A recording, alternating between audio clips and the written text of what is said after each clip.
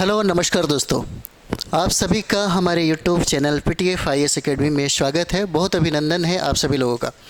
तो जैसा कि हम लोग बिहार का समग्र अभियान की जो किताबें है 6 क्लास का ज्योग्राफी पढ़ रहे हैं और ज़्यादा से ज़्यादा 2 वीडियो और होगा, उसके बाद हम लोग 7th क्लास में चलेंगे, वहाँ बहुत मज़ा आने वाला है। तो अभी हम लोग अध्याय 8 पढ़ेंगे जिसमें हमारा राज्य और बिहार से संबंधित कुछ मैटर है। तो चलिए हम लोग प्रारंभ करते हैं। बिहार राज्य के बारे में एक सामान्य जानकारी जो है, सामान्य जानकारी ही पूछा जा रहा है और यहाँ से प्रश्न पूछे जाते हैं।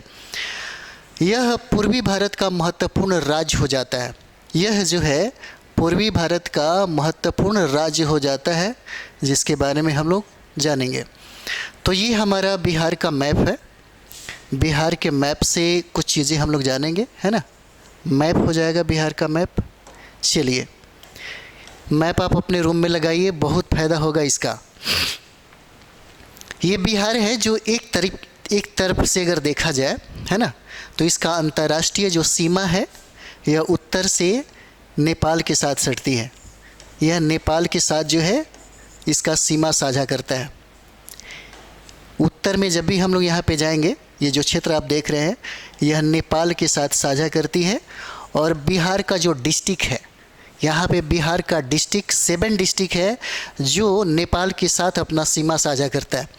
हम लोग पूरब से लेकर के पश्चिम तक अगर देखेंगे तो देखिए किशनगंज, अररिया, सुपौल, मधुबनी, सीतामढ़ी, पूर्वी चंपारण और पश्चिमी चंपारण, ये 7 ज़िले हैं। 7 जो डिस्ट्रिक्ट है यह नेपाल के साथ सटता है। BPSC अक्सर ये सवाल पूछा है। उसके बाद पश्चिमी चंपारण हम लोग यहाँ पे देखेंगे। यह पश्चिमी चंपारण बिहार का सबसे बड़ा डिस्ट्रिक्ट हो जाता है। यह सबसे बड़ा डिस्ट्रिक्ट है। बिहार का सबसे बड़ा जो डिस्ट्रिक्ट है क्षेत्रफल के हिसाब से वह पश्चिमी चंपारण हो जाता है। और पश्चिमी चंपारण एक तरफ से अंतर्राष्ट्रीय सीमा इसके साथ जुड़ती है और दूसरी तरफ से उत्तर प्रदेश के साथ इसका सीमा जुड़ती है यहाँ पे। और इसी पश्चिमी चंपारण में देखा जाए तो एक नेशनल पार्क है। बिहार का एकमात्र नेशनल पार्क आपको पश्चिमी चंपारण में है। और पश्चिमी चंपारण में सोमेश्वर की श्रेणी भी पाई जाती है। मात्र सोमेश्वर की श्रेणियाँ जो है मात्र पश्चिमी चंपारण में ही मिलेगा यहाँ पे। और ये सोमेश्वर की जो श्रेणी है यह शिवालिक जो पर्वत है इसी का यह भाग हो जाता है, शिवालिक पर्वत का। उसके बाद हम लोग यहाँ पे देखते हैं एक और भी चीज़ें हो जाएगा, है ना। इसकी अवस्थिति की बात किया जाए तो इसकी अवस्थिति यहाँ देख ही लीजिए। यह बिहार है। इसकी अवस्थिति की बात अगर करिएगा तो यह भारत के उत्तर पूर्व में स्थित है। यह भारत के उत्तर पूर्व में स्थित हो जाता है। यह भारत के उत्तर पूर्व में स्थित है। अगर पूछेगा तो ज़रूर बताइएगा। हो सकता है आपसे ये पूछे कि भारत में जब हम बिहार को देखते हैं तो बिहार का आकार कैसा है, किस तरह का। इसका मैप खुद आप देख लीजिए। इसका मैप खुद देखिए, आपको खुद पता चल जाएगा कि इसका आकार कैसा है। इसका आकार आयताकार हो जाएगा। बिहार का आकार अगर पूछे तो बताइएगा कि यह आयताकार है।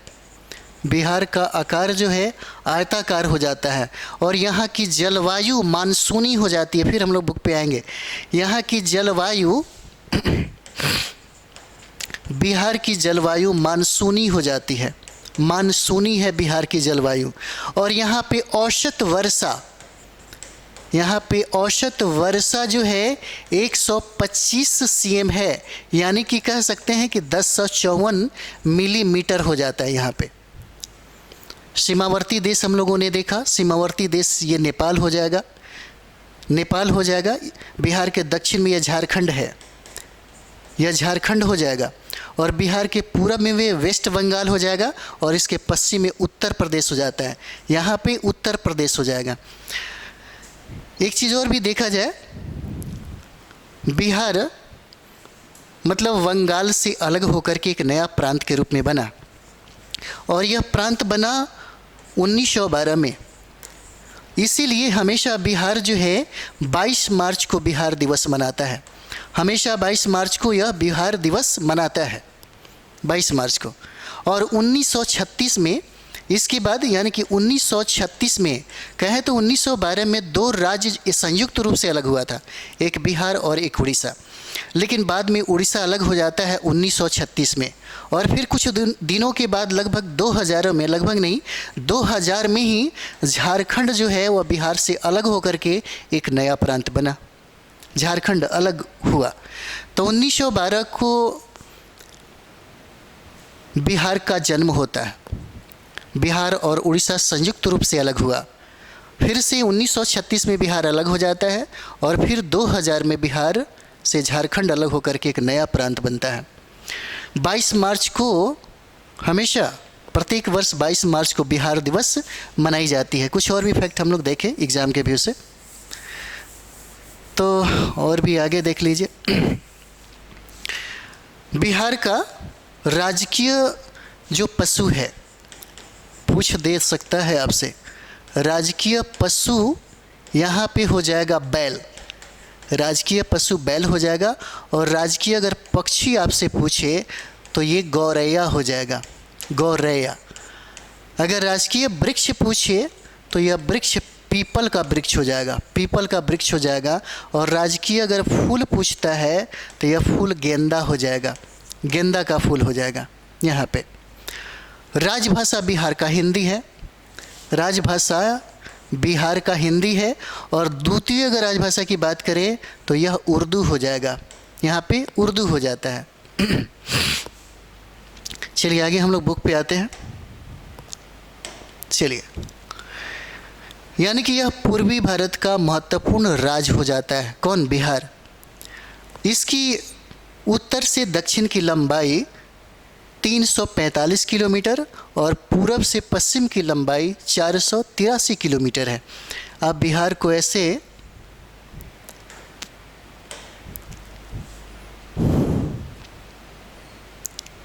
चलिए, बिहार का एक मैप भी इस तरह से आप देख सकते हैं, है ना।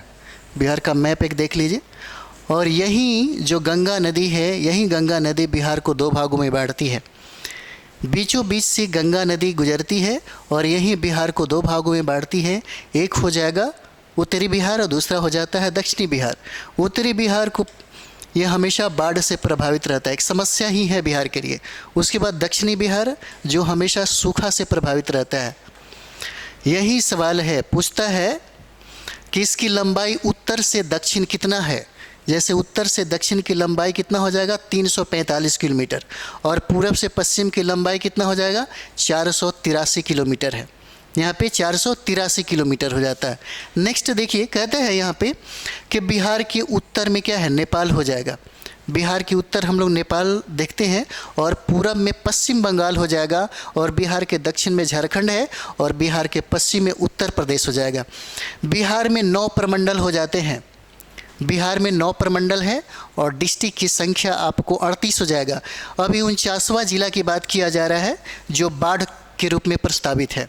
39वां डिस्ट्रिक्ट की बात किया जा रहा है जो बाढ़ के रूप में प्रस्तावित है यहाँ पे। नेक्स्ट देखिए, यहाँ पे अनुमंडल की अगर बात किया जाए तो अनुमंडल की संख्या 101 हो जाएगा। अनुमंडल की संख्या यहाँ पे 101 हो जाएगा और प्रखंडों की संख्या 534 हो जाता है, 534 है।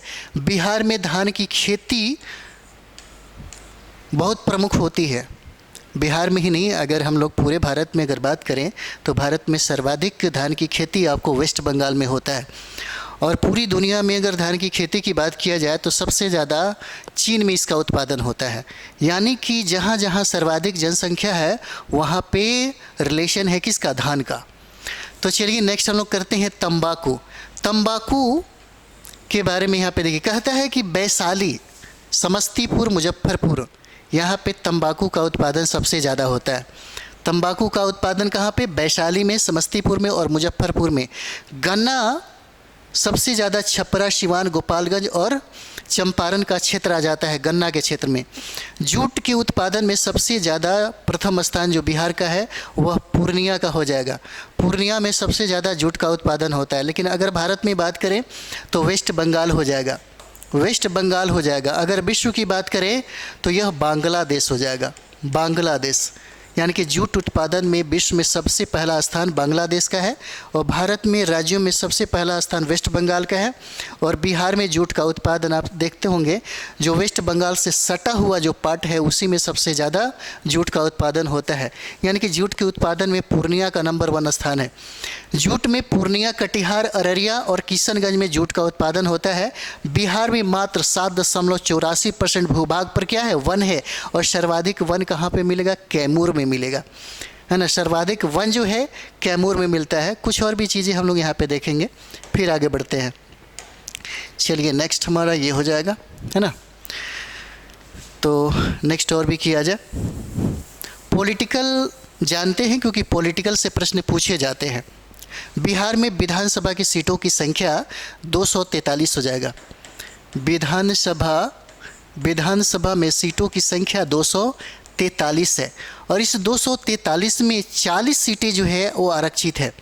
40 सीटें आरक्षित है, जिसमें 38 सीटें अनुसूचित जाति के लिए और 2 सीटें जो है वो अनुसूचित जनजाति के लिए है। यहाँ पे बिहार में लोकसभा की सीटें 40 हो जाएगा। लोकसभा की सीटें बिहार में 40 है, जिसमें 6 सीटें आरक्षित है, जिसमें 6 सीटें आरक्षित हो जाता है। बिहार में राज्यसभा की सीटें जो है, राज्यसभा की सीटें वो 16 हो जाएगा। राज्यसभा की सीटें कितना है, 16 हो जाता है। नेक्स्ट हम लोग आते हैं, नेक्स्ट देख लीजिए। बिहार में विधान परिषद की जो संख्या है, विधान परिषद की, वह संख्या 75 हो जाता है। विधान परिषद यानी कि बिहार में द्विसदनीय विधानमंडल है, इसकी संख्या कितना है, 75 हो जाएगा। बिहार में हाई कोर्ट की स्थापना, बिहार में हाई कोर्ट की स्थापना 1916 में हुआ था। बीपीएससी बहुत बार यह सवाल पूछा है। पटना यूनिवर्सिटी की स्थापना 1917 में हुआ है। पटना यूनिवर्सिटी की स्थापना 1917 में हुआ, और 1917 में ही महात्मा गांधी पहली बार चंपारण आते हैं और चंपारण सत्याग्रह करते हैं। नेक्स्ट हम लोग करते हैं, बुक पे आते हैं, ठीक है। चलिए आगे बढ़ा जाए। पश्चिमी चंपारण में सोमेश्वर की पहाड़ियाँ हैं। बहुत बार बीपीएससी ने यह सवाल पूछा है। पश्चिमी चंपारण में सोमेश्वर की श्रेणियाँ हैं, और यह भाग है शिवालिक का। यह भाग शिवालिक श्रेणी का है, और शिवालिक श्रेणी जो है यह सबसे नवीन है। भीम बांध आपको मुंगेर में मिलेगा। भीम बांध अभ्यारण्य जो है यह मुंगेर की पहाड़ी में स्थित है, और बिहार में समस्तीपुर, मुजफ्फरपुर, वैशाली जिले के कुछ प्रखंडों में तंबाकू उपजाया जाता है। इसे संयुक्त रूप से सरैया क्षेत्र बोला जाता है। अक्सर तंबाकू खाने वाले लोग इसकी चाहत बहुत ज़्यादा करते हैं, सरैया खैनी का, है ना। तो बिहार में समस्तीपुर, मुजफ्फरपुर और वैशाली जिले के कुछ प्रखंडों में तंबाकू उपजाया जाता है, और संयुक्त रूप से इसको सरैया क्षेत्र बोलते हैं। गन्ना नकदी फसल में आता है। गन्ना जो है नकदी फसल में आता है। बिहार पहले इसके लिए बहुत ही ज़्यादा सर्वाधिक माना जाता था।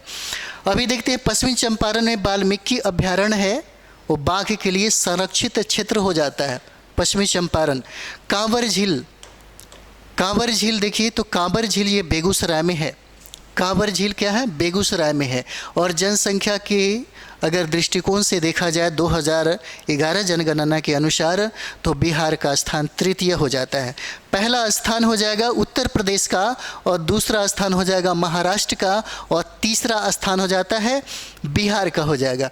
यानी कि जनसंख्या के दृष्टिकोण से बिहार का स्थान तीसरा हो जाता है। नेक्स्ट हम लोग करते हैं 9-10 बिहार दर्शन जो है 1-2 दोनों अध्याय को एक साथ मिलाया गया है। चलिए इसको भी हम लोग देखते हैं। महाबोधि मंदिर कहाँ पे है, गया में है। महाबोधि मंदिर गया में है, और विष्णुपद मंदिर ये भी गया में है, जो बार बार पूछा जाता है। इसका निर्माण रानी अहिल्याबाई ने करवाई थी। ये रानी अहिल्याबाई है, इन्होंने ही विष्णुपद मंदिर का निर्माण करवाया, जो काले पत्थर से निर्मित है। और यहीं पे गर्म कुंड है। राजगीर में बहुत सारे गर्म कुंड मिलेंगे, और मुंगेर में भी गर्म कुंड मिलेंगे। नवादा में एक ककोलत जलप्रपात है। पूछा गया सवाल है ये। ककोलत जलप्रपात किस जिला में है? तो नवादा में है और ये ठंडे जल के झरने के लिए प्रसिद्ध हो जाता है। एक बार सवाल पूछा था कि यहाँ पे जरासंघ का अखाड़ा कहाँ पे है? तो जरासंघ का अखाड़ा राजगीर में हो जाता है और इसी राजगीर में सर्वप्रथम मगध के शासकों ने अपनी राजधानी बनाई थी। पितृपक्ष का मेला हमेशा अश्विन महीने के कृष्ण पक्ष में लगता है गया में। गया में हमेशा यहाँ पे लगता है। मूलचिंद सरोवर जो है, मूलचिंद सरोवर यह भी गया में ही है। मूलचिंद सरोवर पूछा जा सकता है विश्व शांति स्तूप कहाँ पे है? तो विश्व शांति स्तूप जो है राजगीर के पहाड़ियों पर स्थित हो जाता है।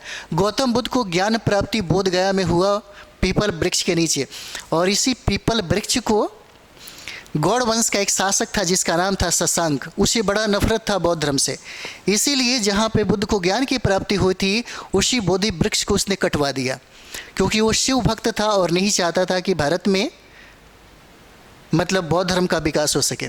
लेकिन बाद में कनिंघम ने उस वृक्ष को लगवाया वो श्रीलंका से ला करके, और वो जो वृक्ष अभी आप देखते हैं वो चौथी पीढ़ी का वृक्ष हो जाता है। नेक्स्ट हम लोग देखेंगे सासाराम में शेरशाह का मकबरा। सासाराम में शेरशाह का मकबरा है। गोलघर आप जाएंगे तो पटना में मिलेगा, है ना। अकाल बहुत बार बार आ रहा था इसीलिए वहाँ पे बनाया गया।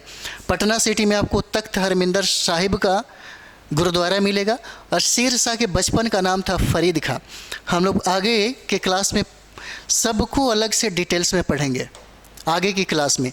शेरशाह सूरी का मकबरा अष्टकोणीय है, 8 कोनिया वाला है तथा लाल पत्थर से बना हुआ है, और मकबरे की छत जो है गोल गुंबद के रूप में है।